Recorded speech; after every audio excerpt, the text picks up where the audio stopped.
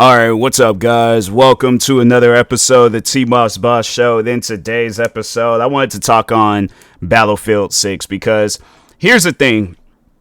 When Battlefield 6 had got announced, and I was a frequent player of 2042, and I realized that 2042 was missing something. You know, overall, they were trying to be a game that they wasn't, and it's like when you look at every single Battlefield game out there. I think maybe the, 1942, that might have been a multiplayer based game. Hold on for a second. Let me see real quick, because I never really had played Battlefield 1942.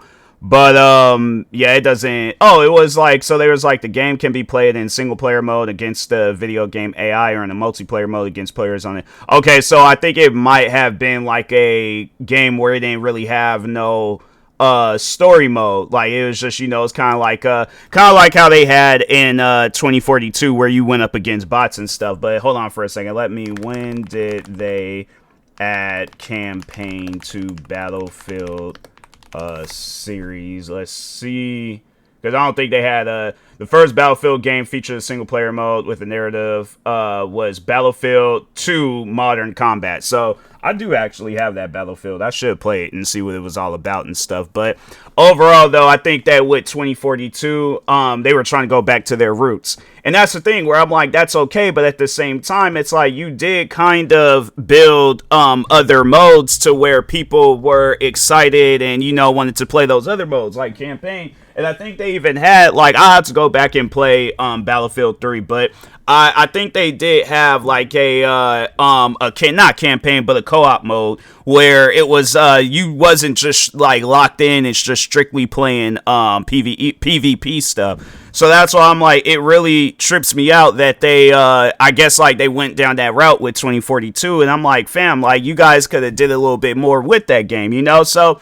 when Battlefield 6 got announced, I'm like, okay, we're back. Battlefield, like that EA, there is no way possible that they can mess up with this. Like, we are back. This is going to be a good game. I can't wait for it. I'm seeing the trailers. I'm looking at all the different news and all the different things coming out about it. I'm like, fam, this is going to be game of the year. 100% is going to be game of the year. Battlefield 6 comes out. I play campaign. Heard some things about campaign. And I was like, you know what? I'm going to see past it. Played it. Enjoyed it. I was like, bro, Battlefield 6 campaign, it was good. I don't know what IGN was talking about, but I'm like, I liked it.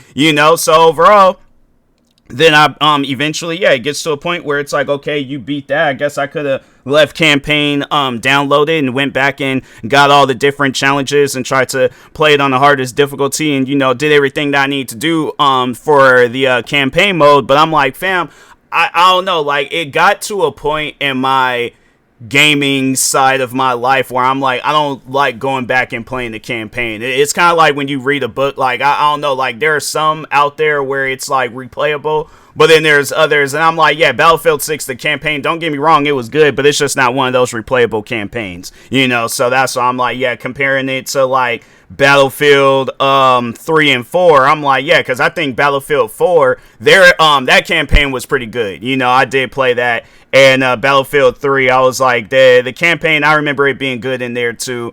Yeah, Battlefield, like Bad Company 2 was decent. Those were the Battlefield games though, where it was like it made Battlefield into what it is today, especially Battlefield, because I feel like when Battlefield 3 was coming out, like they were going down a new path with that game, so that's why I was like, okay, like I'm assuming that that's what Battlefield 6, like you guys had enough time to do whatever it is that you needed to do with Battlefield. I'm like, fam, you cannot go wrong. And it just seems like that with Battlefield, they're just trying to copy Call of Duty, because when you look at a lot of their different games, like back like the earlier Battlefield games, they were different, they were unique. It was a breath of fresh air, especially when I remember when I played Bad Company 2, I was like, fam, this is completely different from Call of Duty and stuff. But then then Battlefield 3 came out, and I was all like, okay, like I was like, if there's no other Call of Duty game that's gonna be able to top this, then Battlefield 4 came out, and I'm like, again, there ain't no Call of Duty game that's gonna top this. And I feel like that while we were thinking that, EA is like, how can we come out with our own version of Call of Duty? That's not how you need to be going about your guys' game. You guys need to be thinking like, what different things can we add to the, first person shooter genre? Like, yeah, if you guys want to do like some basic common stuff like, oh, let's add third person, let's do some wave based stuff, okay, that's cool. But when but that's the thing where I'm like, because I remember Call of Duty, did kind of do that. They had like a wave based like a wave based mode. I think it was for Modern Warfare 2.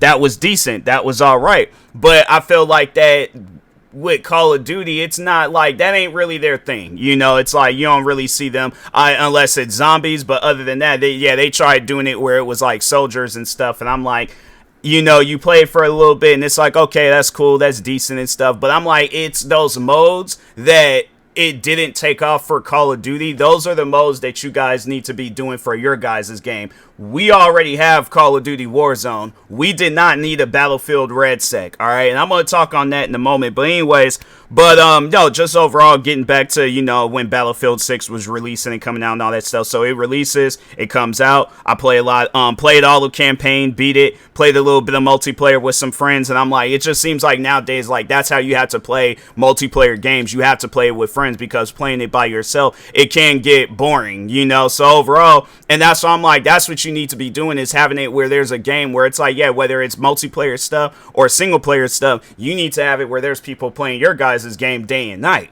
Because that's what I'm like, if I'm coming out with a video game, that's the objective. I'm coming out with a video game that people can play for a long period of time, not for a short period and then they moved on to the next game. No, I'm trying to have it where 15 other games done came out and they're still playing my game, all right? So that's what needs to be the goal with gaming nowadays. But anyways, then I did kind of already knew that they were coming out with the Battle Royale mode, but it hadn't really hit me yet. It wasn't really, on my radar and stuff, because I don't really care about Battle Royales. Like, if I was going to play one, I'll probably play Fortnite, because I'm like, at least with Fortnite, they do have like a bunch of different stuff that you can do in there besides playing the Battle Royale mode. So anyways, RedSec comes out, played it. Fam, I thought I was playing Call of Duty Warzone. Like, honestly, it does not seem that much different than Call of Duty Warzone. It seems like the only thing that's different is the physics. Like, you're able to destroy buildings and, and its stuff is a tad bit realistic. But that's what RedSec feels like. It feels like that if somebody had came out with a Battlefield mod for Call of Duty Warzone. But that's the thing. The funny thing is, you can find a streamer that's known for playing Call of Duty Warzone and have them side by side when they're playing Battlefield RedSec. You wouldn't be able to tell the difference. Like, I was watching a streamer yesterday. Shout out to this streamer named Legend of T. If you guys want to, I guess, like, if you are into Battle Royale and Call of Duty Warzone and Battlefield RedSec and all that stuff, she is playing the game and stuff. But overall, though, it was funny because I'm watching her play this game and I'm like, fam, it did not look no different than when she played Warzone. And I'm like, bro, the thing is this. And it's funny because, like, when you look at, like, other areas of life, like, let's just talk on sneakers for an example, right? Nike comes out with Nike Dunks. It's like a revolutionary shoe. Like, everybody's wearing it. Everybody got a pair. Your parents got a pair. Family dog got a pair. Everybody has a pair, right? What sense would it make if Adidas came out with the same exact shoe, but it just only has their name attached to it? Why not just go out and just get the pair of Dunks? Wouldn't that make more sense? I'm like, since that's like overall the shoe that everybody is talking about, that's the shoe that everybody's wearing. I guess, like, yeah, if you are an Adidas fan, then you overall will wear those shoes. But at the end of the day, it's like, if you're a fan of original stuff, like, original, and I guess, yeah, overall, Warzone isn't the original Battle Royale, but I have to say it was probably the most popular. Going back to, Nike and sneakers, like, it's like Nike ain't the original sneaker brand, but overall they're the most popular. You're going to go with the most popular. Yeah, you might want to be different and all that other stuff, but at the end of the day, everybody's going to go with the most popular brand. So that's why I'm like, wouldn't it make sense for Adidas to come out with their own line of sneakers and that's different than, because and that's the thing, even just kind of talking on that, I'm like, there are shoes that Adidas has came out with where I like them more than Nike. Well, no, because I'm like, they because I'm trying to think. Like the Anthony Edwards, those shoes are. I have to say, I'm more so a fan of Adidas pants. You know, that's the one thing that they did get down right. I do like their sneakers. Don't get me wrong. I am an Adidas fan, but I'm like, yeah, it just seems like that there's more options in Nike. I almost said Call of Duty, but no. Like the funny thing is that with their battle royale, yeah, there are more modes. There's more things to do, but I mean, on top of that, it has been out the longest. So I'm like, I guess like I don't know. We'll have to like sit and wait and see what Battlefield what they gonna cook up. But it's like if all you're trying to do is copy Call of Duty, what sense does it make to play Battlefield? Because I'm like, if you're just, because no, when you look at 2042, that's one game that 2042 reminded me of was Call of Duty Black Ops 4. Call of Duty Black Ops 4 was this big giant multiplayer simulator and stuff, or yeah, Call of Duty simulator where they had PvP. The traditional multiplayer stuff. Then they had, I think it was Blackout, which was their version of Battle Royale before they came out with Warzone. And then they had Zombies. And then with Battlefield 2042, when that game had came out, and I guess like, you know, it's like, yeah, they're a futuristic 1942. But anyways, regardless, they had traditional PvP. They had the Portal thing where it's like, oh, you get to play different modes and different stuff. And then I think they had like, that was their other mode, was like a version of an extraction shooter or something like that. Hold on for a second. Let me see what all the modes were in Battlefield. What were all of the modes in Battlefield 2042? The main modes in Battlefield 2042 are divided into two categories: All-Out Warfare and Hazard Zone, with Conquest and Breakthrough being the core modes. Within All-Out Warfare, the Battlefield Portal mode allows players to create custom games experience using content from Battlefield 2042 and earlier titles. So pretty much we paid $59.99 for two modes versus like back then I remember that was when I was very first introduced into Battlefield, the video games and stuff, was Bad Company 2, and I think it was for $59.99, but I think it had been out for some time, but it was a complete edition. They had the Battlefield Bad Company 2, the core game itself, like the what originally came out. They had a gang of DLC content. They had the like, it was like a Vietnamese or Vietnam like pack or something like that. But what else did they have in that game? Yeah, it had a lot of stuff in that game. And you mean to tell me that was worth $59.99 back in the day, and then now it's like we're paying $59.99 for 2.5 modes, where it's like one mode is left up to the players, and then the other two modes was like, that's I guess original content from Battlefield and stuff. You know, it gets to a point where it's like, why are we even paying? And you know what's funny, because like when you look up because Battlefield 2042, that wasn't a game where it was like, okay, you spent a lot of money on it and stuff. Hold on for a second, let's see what they still got that game for $59.99. I know when it's on sale though, they be having it for like a dramatic like drop in price and things. But anyways, let's see how much it'd be going for on like one of those like Steam key websites. Cause it'll show them. But anyways, Steam key. Let's see, G2A. No, that's not it. Wait, is this? No, that's a DLC. They have it where this game? Nah, there ain't no way that they charging $70 for this game. Steam. Wow, somebody's really trying to charge $70 for this game, and I'm like, and you could get it for a much more cheaper price. That's crazy.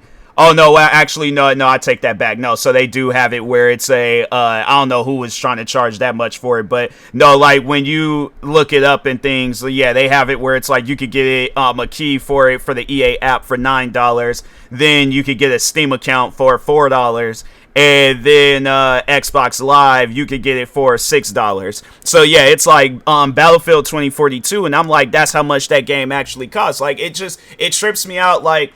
And I feel like that's how you see a lot of different games nowadays, is that people try to go down this path of like the mobile game, like iPhone, Samsung Galaxy. They try to go down that route where they put out the bare minimum, charge you, but they're putting it on Steam and Xbox and PlayStation. So it's like, of course, you can't go on there and be charging the game for no $5 because people are gonna be like, hey, what's up with, like, let's say if Battlefield 2042 was a $5 game or a $10 game or something like that, people would be all like, what are they doing with this game to where it's only $10? No, that's not good. I'm not gonna fool with that game if it's only $10 and this is from a big giant franchise. So of course they're gonna have it where it's like, okay, we're going to put out the $59.99 or $69.99 price for it because that's going to give people the illusion that, oh, well, I'm buying a fully completed video game, when in reality you're not. But even with Battlefield 6, you're getting barely a campaign, because campaign was fast. Like, it was good, but it went by way too quick. And then you're getting maybe a couple of playable modes in multiplayer, and then there's the custom the Battlefield Portal, where it ain't really a whole lot of people playing those modes unless it was like them XP booster modes and stuff. And then you're getting Battlefield Red Sec, where you ain't even got to buy Battlefield 6 to play that. You can play it for free. So, and then I had to say, I guess my question to EA what would be the difference between your guys' Battlefield 6 and the next Call of Duty game that's going to come out? Because the next Call of Duty game's going to come out, they're going to have a campaign that they ain't going to really be focused on. They're going to have a battle or PvP mode, the traditional multiplayer mode, where it's only going to probably only be 2 modes that's playable, and then the main mode where, and I guess secondary will probably be like kind of like how Battlefield Portal, they're going to have Call of Duty Zombies. People ain't gonna really be doing a whole lot with that because they only gonna have one map available for it and things, and then be expecting you to just keep grinding on that one map, and then they gonna have Call of Duty Warzone, where that's where all the content's gonna be at. It really leads you to think, like, and that's why you see where that's why they went down that route with Call of Duty, where they sold it off to Microsoft, because ain't nobody trying to pay no $69.99 for that. Like, hold on for a second. Outside, because I did have the Xbox app open. So so if you don't have Xbox Game Pass, let's say you have PlayStation, and of course they ain't gonna put the game on there. So Call of Duty Black Ops 7, $69.99, and let's see what they gonna have 200 gigabytes for that game. That's crazy. But anyways, they don't even really say includes crush. I don't get why they be doing that, like giving you a crush, and that's why they be charging like $69.99 for it, because they're giving you an Xbox One version. And I'm like, fam, if I have an Xbox One, then that would make sense. But I'm like, but I don't. I have an Xbox Series X. Why would I be playing it on the Xbox One knowing it ain't playable? That's like having it where back then, when the Xbox One was the newest console, you go out and buy an Xbox 360 version. Why would I do that when I could get the Xbox One version? What sense does that make? Especially if I have an Xbox One. But anyways, so this is what it says in the description. So they was all like, square up or go solo in an innovative co-op campaign that redefines the Black Ops experience. Take on high-stake challenges across a wide spectrum of environments, from the neon-lit rooftops of Japan to the Mediterranean coast, or even into the deepest corners of the human psyche. I don't know. Multiplayer explodes out of the gate with 16 electrifying 6v6 and 2v2, 20 v20 maps at launch. From futuristic Tokyo vistas to the frozen, unforgiving wilds of Alaska, every environment is brimming with danger and opportunity. Master a cutting-edge arsenal and outmaneuver your enemies with the evolved omni movement system. And they always talk on that. Like, that's the thing with Call of Duty. It reminds me of Madden, when they're all like, oh, the movements now are so much more realistic and redefined and this and that, and this the same exact thing from last year. It's not that much of a difference. So that's why I'm like, with Call of Duty Black Ops 7, and that's why they're putting it on Xbox Game Pass, because they know Call of Duty is no longer a game worth buying. It's no longer a game worth investing money into. I guess if you're wanting to get the skins and all the different stuff in the Battle Pass for that, then I'm like, that's another thing too. They did add a Battle Pass thing to Battlefield 6. And I'm like, fam, it to me, I'm like, you guys are just trying to be, they got like Battlefield coins and Call of Duty. Hold on for a second. Let's see because I think they got like some coin thing for it. No, that's Black Ops 7. That hasn't came out yet. Hold on for a second. Let's see. Black Ops 6. Okay, let's see. And they got Call of Duty points. I knew that they had some coin thing for this game. So that's why I'm like, yeah, man, it trips me out how they do that with the game, and it's currently sitting at a mostly negative. And I guarantee and I promise you, Battlefield 6 at some point in time it's gonna be sitting at either a mix. Like currently right now it's at a mostly positive. Originally it was at a very positive. But yeah, when you look at the reviews and stuff, some of the latest reviews are yeah, it's gonna be mixed at some point in time, because I'm like, it just, to me, it's like you guys went down, and there's games like Arma, there's what are some other military games out there? Hold on for a second, because yeah, you got like Arma 3, where that's like, I have to say, if you're looking for a multiplayer, or not multiplayer, but a military experience, yeah, Arma is one of those games where if you have a gaming PC, then yeah, I definitely recommend you guys go check that out. But anyways, let's see. I guess like Ghost Recon, like that series and stuff, like Wildlands and Breakpoint, they had like a good thing going and stuff. They could have went down a route like that. What else? You know, it's like, yeah, there's a lot of different things they could have did to Battlefield 6, but it's like they're just trying to be the next Call of Duty, and I'm like, fam, it's not like Call of Duty shut down or anything. Call of Duty still exists, so if I wanted to play Call of Duty, I'll play Call of Duty. That's the one thing that I liked about gaming, was that like gaming used to be so unique and different. Like you could play Call of Duty and get a Call of Duty experience, and then you could play Battlefield and get a Battlefield experience. Now it's like, if you want to get a Call of Duty experience, you gotta play Battlefield, and if you want to get a Battlefield experience, you gotta play Call of Duty. It's weird, bro. It's really weird. But anyways, with that being said, I will talk to y'all later. Thank you guys for watching and or listening. Stay tuned for the next episode. Like, subscribe, viewing this on YouTube. Follow or subscribe, viewing this on the podcast streaming service. And peace.